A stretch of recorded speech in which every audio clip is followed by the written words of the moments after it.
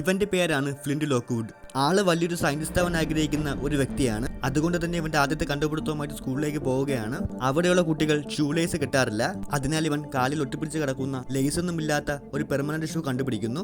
എല്ലാവർക്കും ഇഷ്ടപ്പെട്ടെങ്കിലും അതിലൊരുത്തൻ നീ എങ്ങനെ കാല് കഴുകുമെന്ന് ചോദിച്ചപ്പോൾ അവൻ പെട്ടുപോയി. അവരെ കൺവിൻസ് ചെയ്യാൻ വേണ്ടി ഷൂ അഴിക്കാൻ ശ്രമിച്ചു, പക്ഷെ നടന്നില്ല. എല്ലാവരും അവനെ കളിയാക്കിയിട്ട് ആ ക്ലാസ്സിൽ നിന്ന് ഇറങ്ങിപ്പോയി.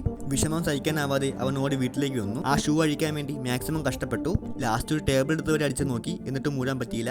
അവന്റെ അച്ഛനും അമ്മയും ഇതൊക്കെ കേട്ടിട്ട് മോൻ എന്ത് പറ്റിയെന്ന് അറിയാതെ പാനിക് ആയിരുന്നു. അവസാനം അവന്റെ അമ്മ മോനെ സമാധാനിപ്പിക്കാൻ വേണ്ടി റൂമിലേക്ക് കയറി.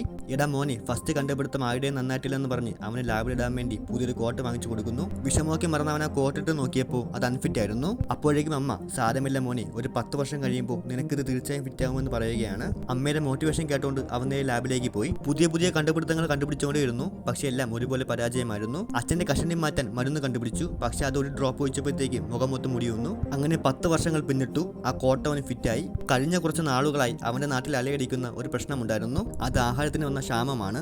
ഐലൻഡ് ആയതുകൊണ്ട് മീൻ മാത്രമായിരുന്നു കിട്ടിയിരുന്നത്. ഇതിനൊരു അവസരം ഉണ്ടാക്കാൻ വേണ്ടി വെള്ളത്തെ ആഹാരമാക്കി മാറ്റുന്ന ഒരു മിഷൻ കണ്ടുപിടിക്കാൻ അവൻ തീരുമാനിച്ചു. അവൻ ഒറ്റയ്ക്കായിരുന്നില്ല, കൂടെ അവന്റെ പ്രിയ സുഹൃത്ത് സ്റ്റീവും ഉണ്ടായിരുന്നു. രണ്ടുപേരും കൂടി ചേർന്ന് ആ മിഷന്റെ സ്ട്രക്ചർ മൊത്തത്തിൽ വരച്ചു. എന്നിട്ടത് ബിൽഡ് ചെയ്യാൻ തുടങ്ങി. അവൻ വിചാരിച്ചതുപോലെ എത്തിയതിനു ശേഷം പ്രോഗ്രാമിംഗ് ഒക്കെ ഇൻസേർട്ട് ചെയ്തു. പെയിന്റ് ഒക്കെ അടിച്ച് അതിന്റെ ഫുൾ സ്ട്രക്ചറിൽ എത്തിച്ചു. കറണ്ടിന് വേണ്ടി വീട്ടിലെ പ്ലഗ് തന്നെയാണ് അവൻ ഉപയോഗിച്ചത്. ആവശ്യത്തിന് വെള്ളമൊക്കെ ഒഴിച്ച് അവൻ ഫുഡിന് വേണ്ടി കാത്തു നിന്നു. ഫസ്റ്റ് അറ്റംപ്റ്റിൽ അവനൊരു ബർഗറിന് വേണ്ടിയുള്ള പ്രോഗ്രാമാണ് ചെയ്തത്. അങ്ങനെ എക്സിറ്റ് ഓപ്പണായി ബർഗർ കയ്യിലെത്താൻ പോകുന്ന പോലെ തോന്നിപ്പിച്ചിട്ട് ലാസ്റ്റ് സെക്കൻഡിൽ ആ മിഷൻ മൊത്തത്തിൽ ബാസ്റ്റായി പോകുന്നു. കൂടെ അവന്റെ വീടും അവന്റെ ഫ്രണ്ട്സ് ഇതൊക്കെ കണ്ട് വീണ്ടും കളിയാക്കാൻ തുടങ്ങി. മോർണിംഗിനെ വേറെ പണിക്കൊന്നും പോകാതെ നടക്കുന്നതിൽ അച്ഛന് അതിയായ വിഷമമുണ്ട്. ഇനിയും ഇവൻ കണ്ടുപിടുത്തങ്ങൾ നടത്തിക്കൊണ്ടിരുന്നാൽ നാട് നശിക്കുമെന്നൊക്കെ പറഞ്ഞ് അവനെ ഡീമോട്ടിവേറ്റ് ചെയ്യുന്നു. എന്നിട്ട് നാളെ മുതൽ തന്റെ കൂടെ കടയിൽ വരാൻ പറയുന്നു. അവൻ ഒട്ടും താല്പര്യമില്ലാത്ത പോലെയാണ് ആ കടയിൽ നിന്നത്. ഒരു പരിചയമില്ലാത്ത ആൾക്കാർ വരെ അവനെ കളിയാക്കിയിട്ടാണ് പോകുന്നത്. അച്ഛന്റെ ശ്രദ്ധ ഒന്ന് മാറിയപ്പോഴത്തേക്കും അവൻ വീണ്ടും മിഷനായിട്ട് ഇറങ്ങി. ആ സമയത്താണ് മേയർ പുതിയ ടൂറിസ്റ്റ് സ്പോട്ട് അനൗൺസ് ചെയ്തത്. അത്രയും പ്രാധാന്യമുള്ള ന്യൂസ് കവർ ചെയ്യാൻ വേണ്ടി വലിയ വലിയ ചാനൽസ് ഒക്കെ അവിടെ എത്തി. ഇവൻ അപ്പോഴത്തേക്കും അവിടെ ഉണ്ടായിരുന്ന ട്രാൻസ്ഫോമറുമായിട്ട് മിഷൻ കണക്ട് ചെയ്തു. കൂടുതൽ ഇലക്ട്രിസിറ്റിക്ക് വേണ്ടിയാണ് ഇങ്ങനെ ചെയ്തത്. മേയർ അപ്പോഴേക്കും ആ ടൂറിസ്റ്റ് സ്പോട്ട് ഇനാഗുറേറ്റ് ചെയ്തു. ഒരുപാട് പ്രത്യേകതകൾ അതിനുണ്ടായിരുന്നു. ഓവറായിട്ട് കറണ്ട് കയറിയത് കൊണ്ട് ആ മിഷൻ അവിടെ നിന്ന് തെറിച്ച് പോകാൻ തുടങ്ങി. അത് നേരെ പോയി ഇടിച്ചു വീഴ്ത്തിയത് ആ ന്യൂസ് വായിച്ചുകൊണ്ടിരുന്ന പെണ്ണിനെയാണ്. മുഖം മുഴുവനായിട്ട് ആ ക്യാമറയുടെ അകത്തായി പോയി. അവന്റെ മിഷനോട് നേരെ പോയി ആ വലിയ ഫിഷ് ടാങ്കിന്റെ അടിയിലാണ് വീണത്. അടുത്ത സെക്കൻഡിൽ തന്നെ അത് ഇളവി വീണു. നാട്ടുകാരെ മൊത്തം പാനിക്കായി അങ്ങോട്ടും ഇങ്ങോട്ടും ഓടാൻ തുടങ്ങി. ഇവൻ ആ മിഷൻ സ്റ്റോപ്പ് ചെയ്യാൻ വേണ്ടി മാക്സിമം ശ്രമിച്ചു, പക്ഷേ അത് ബാലൻസ് തെറ്റി നേരെ ആകാശത്തേക്ക് പോയി. കൂടെ അവിടെ ഉണ്ടായിരുന്ന ആ വലിയ ഫിഷ് ടാങ്ക് പെട്രോൾ പമ്പ് ഇടിച്ച് ഒരു തീപിടുത്തം ഉണ്ടായി. ആ നാട് മൊത്തം അവൻ നശിപ്പിച്ചു.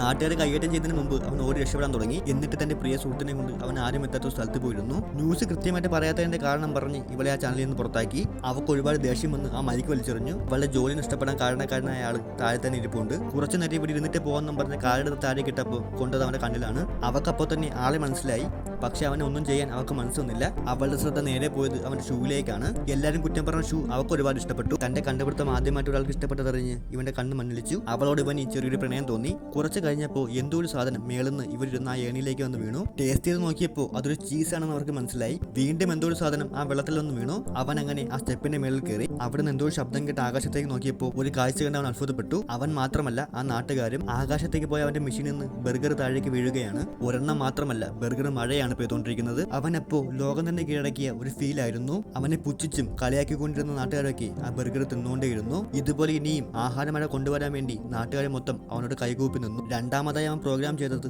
നാട്ടുകാർക്ക് ഇഷ്ടപ്പെട്ട ഫുഡ് ഐറ്റം ആയിരുന്നു. ന്യൂസിലെ ഹെഡ്ലൈൻ മുഴുവൻ അവനെ കുറിച്ചുള്ള വാർത്തകളായിരുന്നു. അവനായിട്ട് നഷ്ടപ്പെടുത്തിയ ടൂറിസ്റ്റ് സ്പോട്ട് അവനെ തന്നെ തിരിച്ചു കൊണ്ടുവന്നു. അങ്ങനെ ആ നാടിന്റെ തന്നെ അഭിമാനമായിട്ട് അവൻ മാറി.